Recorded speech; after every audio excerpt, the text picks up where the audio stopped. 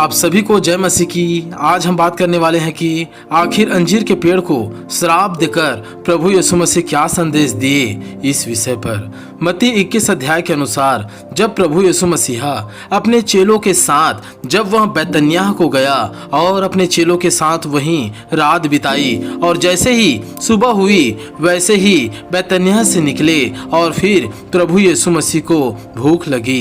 तब वह रास्ते के किनारे वाले अंजीर के पेड़ को देखा और उसके पास जाकर यह पाया कि पत्ते हरे भरे हैं मगर फल उनमें एक भी नहीं था, एक भी फल उसमें नहीं लगा था। मरकुस 11 अध्याय का 13 वचन में लिखा है कि उसका अभी फलने का समय नहीं था, उसको जो फल था वृक्ष था उसका फलने का समय नहीं था। फिर भी इस अंजीर के पेड़ में से प्रभु यीशु मसीहा ने कहा कि अब से कोई तेरा फल कभी ना खाए। दूसरे दिन जब चेले वहां से गुजर रहे थे, वापिस आ रहे थे उस जगह वहां से, और वह जब रास्ते में उस वृक्ष को देखा तो वह देखते हैं कि अंजीर के पेड़ ऊपर से नीचे तक सूख गया था।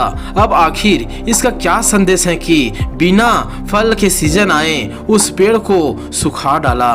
क्या यीशु मसीह निर्दयी था या इसके पीछे कुछ और ही वह संदेश देना चाहता था या कोई रहस्य छुपा हुआ है? सबसे पहली बात यह समझते हैं कि यह एक दृष्टांत है, अर्थात कोई बातों को जब परमेश्वर बोलता है तो उसका दो अर्थ भी रहता है। एक तो प्रैक्टिकल उस जगह पर हो रहा है वो, और दूसरा उसके पीछे छुपे हुए रहस्य होता है। या कहे तो एक उदाहरण था, प्रभु यीशु मसीहा अंजीर के पेड़ को उपमा अपने लोगों से देते हैं। जैसे न्यायियों के अध्याय 9 का 11 वचन को अगर आप पढ़कर समझेंगे तो वहां एक कुल और एक जाति का वर्णन दूसरे कुल और दूसरे जाति के राज्यों के साथ हो रहा है, राजाओं के साथ हो रहा है, अधिकारियों के साथ हो रहा है, जिसे इस तरह से उपमा दिया जा रहा है।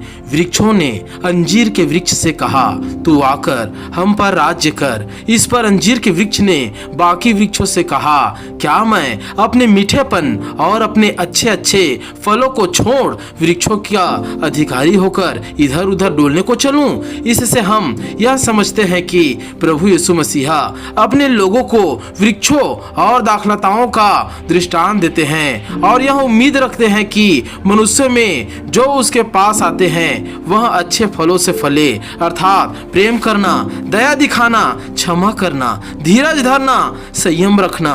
मगर जब केवल विश्वासी नाम मात्र के हो जाते हैं, ऊपर से मसीही और अंदर से बिना आत्मा के फल वाला, तब मायूस होते हैं, प्रभु यीशु मसीह निराश होते हैं। इसलिए यूहन्ना 15 अध्याय में कहा है, सच्ची दाखलता मैं हूँ और मेरा पिता किसान है। जो डाली मुझ में है और नहीं फलती उसे वह काट डालता है, और जो फलती है उसे वह छाड़ता है। काटने का अर्थ यह है कि रिश्ता वो टूट जाता है। जैसा परमेश्वर ने कहा, तुम मेरे पुत्र और पुत्री हो, बेटे और बेटियां हो, तुम्हारा और मेरा यह रिश्ता है, उस रिश्ते से आप कट जाओगे।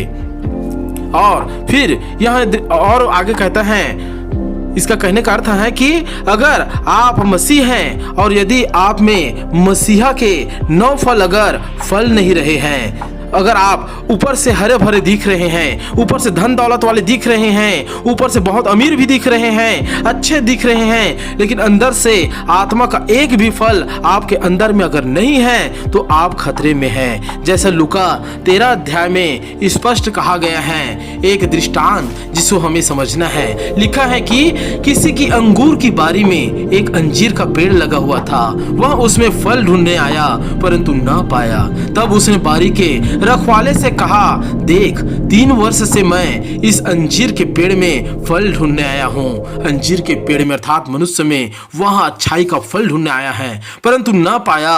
तब उसने बारी के रखवाले से कहा, देख 3 वर्ष से मैं इस अंजीर के पेड़ में फल ढूंढने आता हूँ परंतु नहीं पाता, इसे काट डाल कि यह भूमि को भी क्यों रोका रहे। बारी के रखवाले ने कहा कि हे स्वामी, इसे इस वर्ष तो और रहने दे कि मैं इसके चारों ओर खोद कर खाद डालूं, आगे को फले तो भला, नहीं तो इसे काट डालना।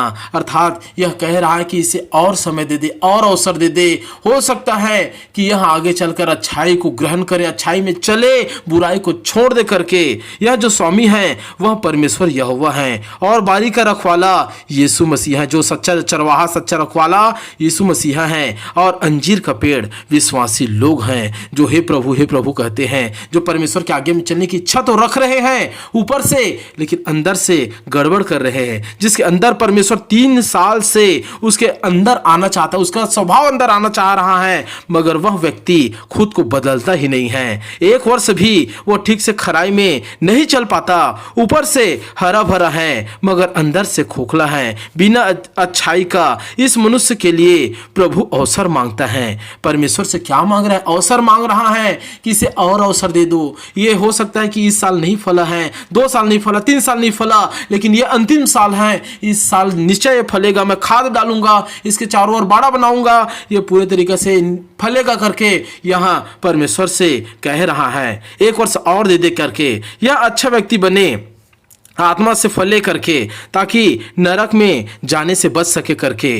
हो सकता है अभी आपका समय खराब चल रहा हो सकता है परिस्थिति ठीक ना हो, उस अंजीर की तरह जिसका फलने का समय नहीं आया था, परंतु प्रभु आपसे यह उम्मीद करता है कि आप खराब से खराब, बुरे से बुरे, बदतर से बदतर समय और परिस्थिति में भी अपना अच्छा व्यवहार भाइयों ना छोड़ो, अपना अच्छा चरित्र ना छोड़ो, अच्छा व्यवहार ना छोड़ो और अच्छे कर्म को ना छोड़ो करके। जैसे आपको कोई गाली दे या बदनाम करे तो भी आप अच्छे फलों और अच्छे आचरण से खुद को संभाल लो। यही फल को प्रभु चाहता है कि हम फलें, बुरे वक्त में अच्छा बने, केवल अच्छे समय में अच्छा नहीं, हर समय में आत्मा का फल फले। आप माने या ना माने, प्रभु यीशु मसीह एवं पिता आपके पास हर साल आते हैं और आपको देखते हैं, आपके व्यवहार को, चरित्र को, चाल चलन को देखते हैं और सोचते कि इसे बढ़ाएंगे, फलवंत बनाएंगे और आगे को लेकर जाएंगे करके। जैसा यूहन्ना 14 का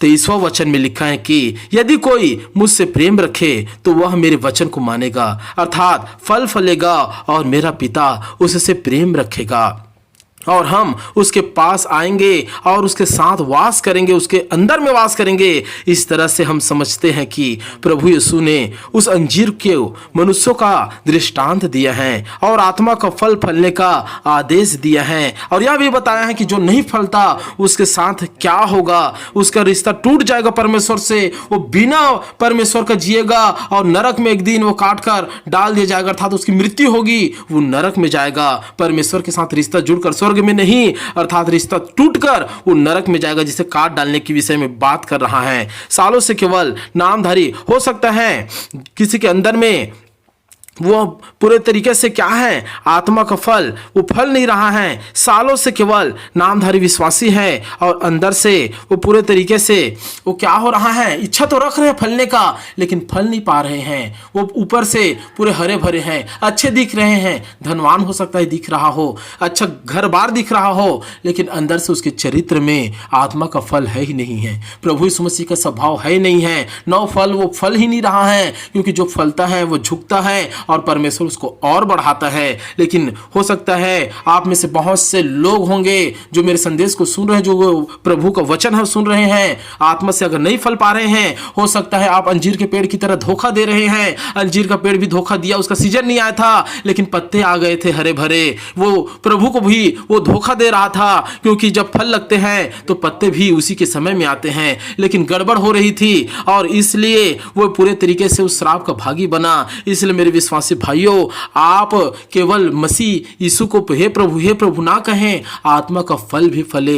हो सकता है प्रेम करना, धीरज धरना, संयम रखना, दया दिखाना, भलाई करना, आत्मा के फल को फले ताकि परमेश्वर आपको और भी ज्यादा बढ़ाए। मैं कई वीडियो में भी बताया हूं कि फूल लगता है, फल लगता है, फिर दान और वरदान काम करती हैं। परमेश्वर आपको सीढ़ी दर सीढ़ी बढ़ाना चाहता है, आप एकदम से नहीं बढ़ सकते। हर एक चीजों का क्रम परमेश्वर ने बनाया है। इसलिए अंजीर के उस वृक्ष का दृष्टांत को समझे कि प्रभु यीशु मसीह क्या संदेश देना चाह रहे हैं, क्या उसका मकसद है जो वो हमें बताना चाह रहे हैं। अगर आपको समझ में आया होगा तो मैं आपसे यही कहूँगा कि आप फलो, जैसे परमेश्वर ने आशीष दिया है, फूलो फलो और पृथ्वी में भर जाओ करके, वैसे ही आप फूले फले और आप आत्मा के 9 फल को अपने जीवन में लाएं। अगर आपका मन नहीं करता है, आपका मन नहीं हो रहा है, तो भी आप दूसरों को भलाई करें। बेवजह आप जाकर किसी का भलाई करें, जो गरीब हैं, जो जिसको सहारे की जरूरत है, जिसको आर्थिक स्थिति खराब है, उसके साथ प्रेम करें, दया दिखाएं